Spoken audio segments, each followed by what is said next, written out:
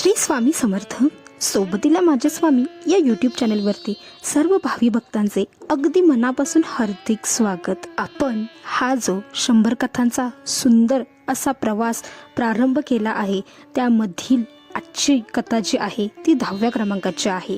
या कथेमध्ये आज आपण पाहणार आहोत की कशा प्रकारे एका गरीब घरातील मुलगा, तरुण होतकरू मुलगा, कशा प्रकारे त्याला जे हवा आहे, त्याची जी इच्छा आहे, त्याचं जे स्वप्न आहे ते पूर्ण करण्यासाठी कशा प्रकारे श्री स्वामी समर्थांनी साक्षात त्याला मदत केली आहे हेच सांगणार ही आजची कथा आहे।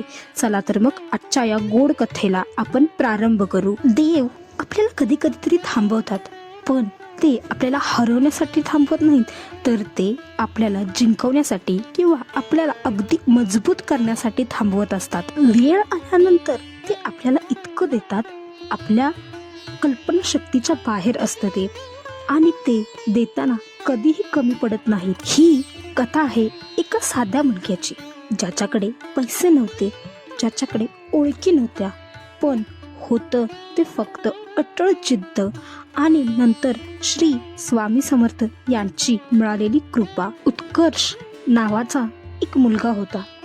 तो दिसायला रुबाबदार होता।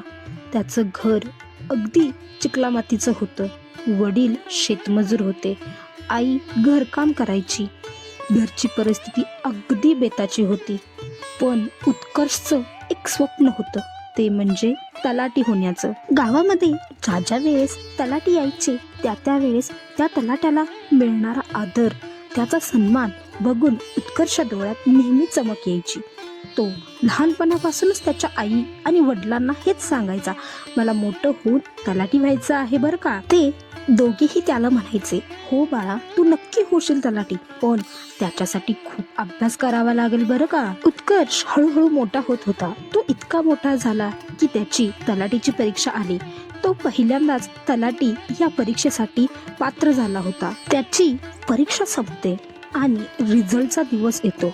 तो कॉम्प्युटरवर बसतो आणि स्वतःचा नंबर टाईप करतो आणि त्याच्या समोर त्याचा रिझल्ट येतो। नापास असा रिझल्ट आलेला असतो। हे पाहून त्याला खूपच त्रास होतो आणि तो खूप रडतो आणि निघून जातो आपल्या घरी। उत्कर्ष घरी येतो आणि आई वडिलांना सर्व रिझल्ट सांगतो। त्यावर त्याचे आई बाबा म्हणतात, पुढच्या वेळी नक्की होशील, काळजी नको करूस। असेच दिवसामागून दिवस जात असतात। उत्कर्ष अधिक अभ्यास करायला लागलेला असतो।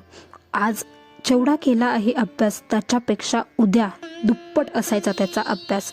त्याचे सर्व मित्रमैत्रिणी मजा करत होते, पण उत्कर्ष जो आहे तो त्याच्या पुस्तकांमध्येच रमलेला असायचा। मज्जा मस्ती करणं सगळं बंद झालं होतं त्याच्या आयुष्यातलं। फक्त आता उरलं होतं ते म्हणजे तलाठी होण्याचं स्वप्न। बघता बघता दुसरी भरती आली आणि उत्कर्ष हा त्याच्या दुसऱ्या परीक्षेसाठी निघून गेला।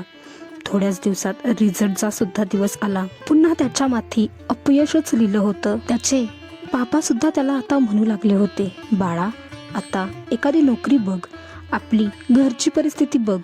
त्यावर उत्कर्ष त्यांना म्हणाला, बाबा, एकदा शेवटचा प्रयत्न मला करू द्या आणि मग मी नोकरी शोधेन। त्याचे 2 प्रयत्न जे होते ते पूर्णपणे अपयशी होते।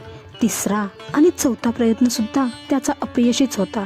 आता लोक चर्चा करू लागली होती, अरे, तो उत्कर्ष आहे ना, तो तलाठी होणार होता, मग काय झालं त्याचं? आणि असे करून त्याची चेष्टा करत होते। त्याचे 4 प्रयत्न फसले होते। आता त्यालाही शंका वाटत होती, आपणच कुठेतरी कमी पडतोय, आपला अभ्यास खूपच कमी आहे, आपण आता तलाठी होण्याचं स्वप्न बाजूला ठेवून दुसरा काहीतरी उद्योगधंदा बघितला पाहिजे, असं त्याच्या मनात येत होतं। एके दिवशी उत्कर्ष हा असाच घरी बसलेला असतो आणि छताकडे पाहत त्याच्या मनात एक विचार येतो, देवा, माझं काय चुकतंय? मी कुणाचं काय वाईट केलं आहे जे इतकं माझं वाईट होत आहे? मी काय करू आता? माझ्या हातात ना पैसे आहेत, ना असा भरपूर वेळ आहे की मी कुठला तरी व्यवसाय किंवा नोकरी शोधू शकतो। देवा, मला यश द्या, माझ्या प्रयत्नांना साथ द्या तुमची, असं म्हणतो आणि तो झोपी जातो। घरची परिस्थिती पूर्णपणे बदललेली।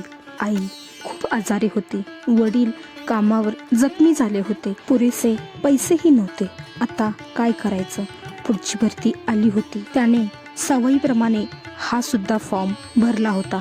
मनात शांतता होती आणि खूप प्रश्नांचं असं वादळ निर्माण झालं होतं. यावेळेस मात्र उत्कर्ष पूर्णपणे आतून तुटलेला होता.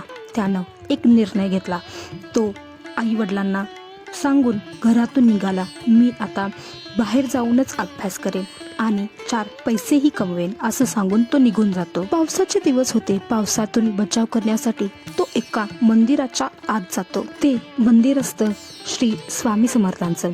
तो मंदिरात थोडा वेळ शांत बसतो.